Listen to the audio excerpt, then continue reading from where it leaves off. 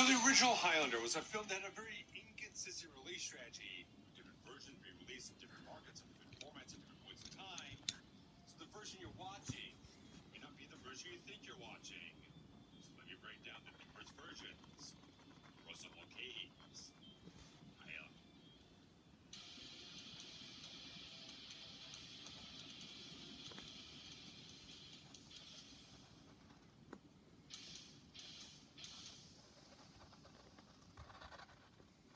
So 1986's Highlander was a film that really didn't become a financial success at the worldwide box office, grossing only $12.8 million of a $19 million budget.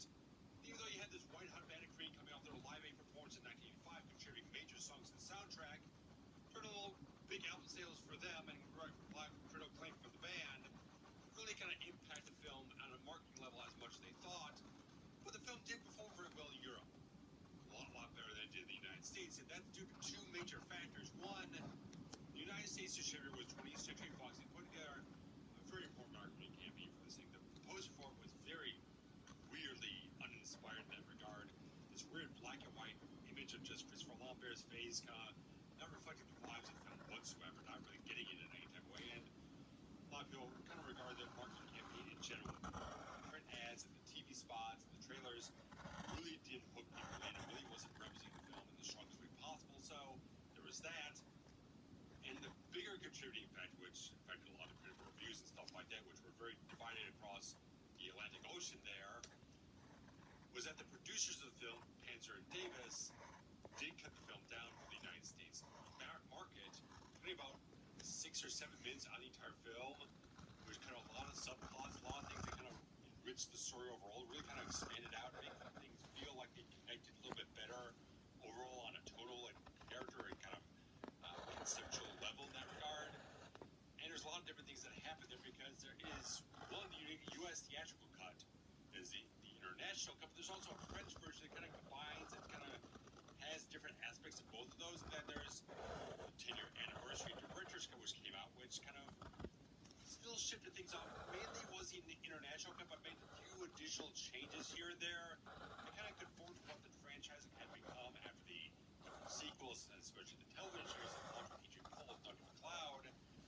Just kind of did some finagling here and there to kind of shift things around in terms of conceptual things that you employed later on in the franchise to kind of get it in line so it kind of reflect more things in retrospect, kind of retconning certain things in that regard. But it's a very interesting thing how all these things kind of got jumbled up at points in time where the main thing right now is the fact if you look at the 4K edition, it says director's cut. It's not the director's cut. It's the international version. The director's cut hasn't been seen since standard definition video. And it's a very interesting thing to kind of clear up the kind of weird marketing things in that regard and which versions exist on what different formats and what different countries in this whole thing. They're going to clear that out, at least kind of point out some specific differences that really kind of delineate one version from the next. And this really starts our entire trend for the entire franchise here because every single Highlander movie has multiple different versions of it. Of course, I already covered Highlander 2 years ago. You can go look and see how I deconstructed that web of confusing mess. But Highlander 3 has like a US PG-13 cut. There's an international version. There's a director's version. There's maybe another version on the top of that. Highlander Endgame has like 2 work prints and a theatrical version and a producer's cut. The source has at least 2 different versions on it. That was one that was like bootleg in Russia, then the standard version. I don't think either version is probably very good at all. But the fact is, it just starts this weird trend where like there's distributors and studios and producers and the directors all kind of not agreeing exactly which version is the definitive version upon the initial release of the film. Bring all these different things that are very confusing for the franchise to kind of track down and delineate and figure out exactly which version is the best one. Of course, collecting everything gets a little difficult when they kind of go out of print and they don't get carried over to newer formats. Of course, the story with the original Highlander starts back in January of 1986, where he got a French film festival screening before its initial release in the United States in March of 1986, and then a proper wide release in France later on that month. But it wasn't until June of 1986 where it started getting other wider releases in other markets. So the U.S. theatrical version runs about 110 minutes long, with the French version running about 2 minutes longer than that, and the international cut / director's cut running about 116 minutes long because there's no real difference in footage any type of way. It's mainly audio differences between the two different versions, plus some additional little digital tweaking on some points in time. But since most people would be mostly familiar with that longer version of the film, because that's the one available on Blu Ray, one available on 4K, most streaming sites would probably be running that 116-minute version. I want to focus in on the audio differences that were done when they did the 10th anniversary director's cut release on Laserdisc and VHS, and later on, the Immortal Edition DVD set, which contained a bonus CD, which had 3 Queen tracks, including a extended version of 1 Year of Love, which has never been released anywhere else since or before. Plus, included all the Queen music videos at the time, so a really good set. But let's start out in the 1996 Laserdisc release, where they did a new 6-track remix the entire thing from the original A&B magnetic stereo tracks, which features a lot of new sound effects and some dialogue changes and a few other minor things that happen here. Like I said, as the franchise has gone on and expanded a little bit with the TV series and some of the other sequels, some concepts got changed and some things they wanted to conform back to what the franchise has become now. So it kind of made a little bit more sense in the context of everything, kind of conformed all the different tropes and stuff like that they had built up at this point in time. They kind of retroactively fitted into all that type of stuff.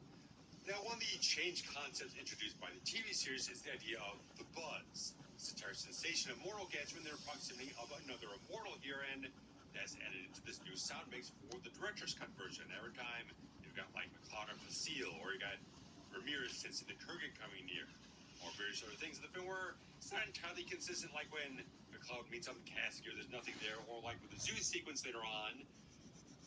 McCloud doesn't feel the Kurgan until the very end of the scene, where he kind of, in the original version of the film, before they added the entire concept into, it's just kind of like Connor kind of feeling the presence of something else behind him at the tail end of the sequence, where, as you would normally implement through the rest of the series and stuff like that, you probably would have felt it very early on, and so on and so forth. But there's other things they're trying to implement it as a retcon type of thing to kind of conform it to certain things where the franchise is now, so it kind of mentions up to certain language they kind of implemented at this point in time. So it doesn't entirely fit in that regard, but there's certain other things like right after McCloud kind of takes out Facile early on in the film, and a few extra sound effects, like when you see that sort of lightning kind of falling up over the hubcap, stuff like that. The lightning of the sound effect is kind of a little bit more emphasized. They kind of add a few other little things in here and there. They kind of just make it mesh up much more with a sound effect that goes with the visual of the entire thing. And after the Kurgan takes Ramirez's head, they added additional sound effects into it to kind of enhance the entire thing of him taking his head and gaining the power and stuff like that. So there's a little bit more kind of like electrical shock sound effects in that regard that just amplify the style of the sequence.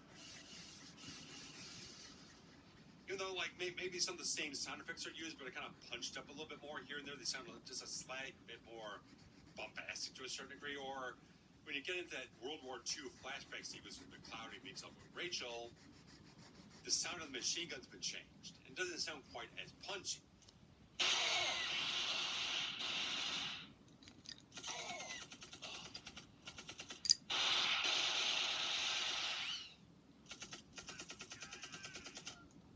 That's a similar situation where they had when they changed the mix of the Terminator. It's like, okay, the original sound effects didn't really match up with the actual gun and the stuff like that used in the original sequence, but you switch it out for something that doesn't sound as sonically impactful. I don't know if that's exactly the thing going on in this sequence, where they're kind of like, okay, found a much more accurate sound effect of the actual gun in a certain way, and they kind of used it and swiped it out. I don't know why. There's not really comment on that regard, but they definitely changed that sound effect to a lesser impact in the sequence there. So certain things kind of like, they kind of amplify some things, kind of make it a little bit more just verbose to a certain degree, give it a little more punch overall. So it might be a much more punchy soundtrack to a certain degree, but there's certainly a lot of dialogue pieces kind of excised or certain. So the original Highlander was a film that had a very inconsistent release strategy, with different versions being released in different markets, in different formats, at different points in time. So the version you're watching may not be the version you think you're watching. So let me break down the numerous versions for some occasions.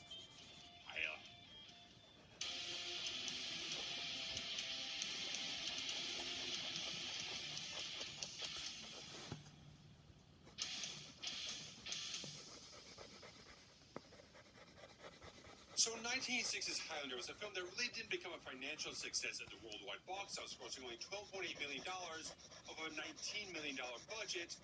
Even though you had this white-hot band of Cream coming off their Live Aid performance in 1985, contributing major songs to the soundtrack, little big album sales for them and a lot of critical acclaim for the band, really kind of impact the film on a marketing level as much as they thought. But the film did perform very well in Europe.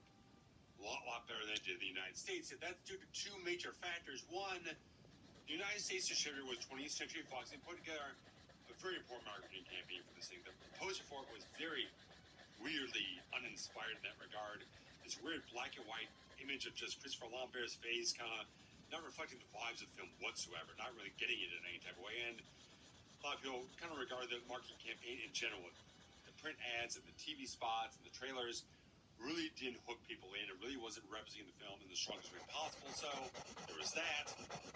And the bigger contributing factor, which affected a lot of critical reviews and stuff like that, which were very divided across the Atlantic Ocean there, was that the producers of the film, Panzer and Davis, did cut the film down for the United States market, only about 6 or 7 minutes on the entire film, which kind of a lot of subplots, a lot of things that kind of enriched the story overall, really kind of expanded out and make things feel like they connected a little bit better overall on a tonal and character and kind of conceptual level in that regard.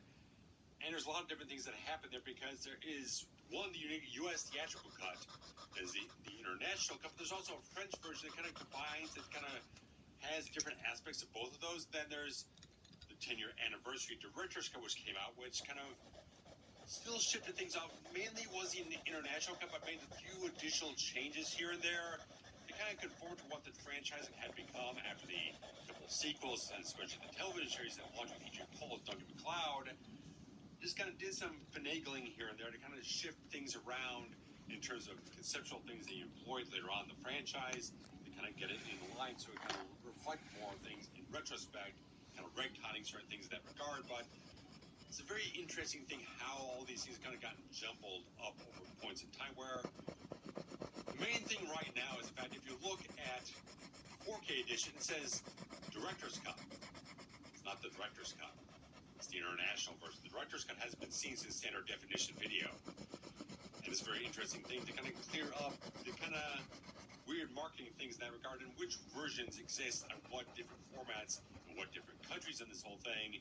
They're going to clear that up, at least kind of point out some specific differences that really kind of delineate one version from the next. And this really starts an entire trend for the entire franchise here, because every single Highlander movie has multiple different versions of it. Of course, I already covered Highlander 2 years ago. You can go look and see how I deconstructed that web of confusing mess. But Highlander 3...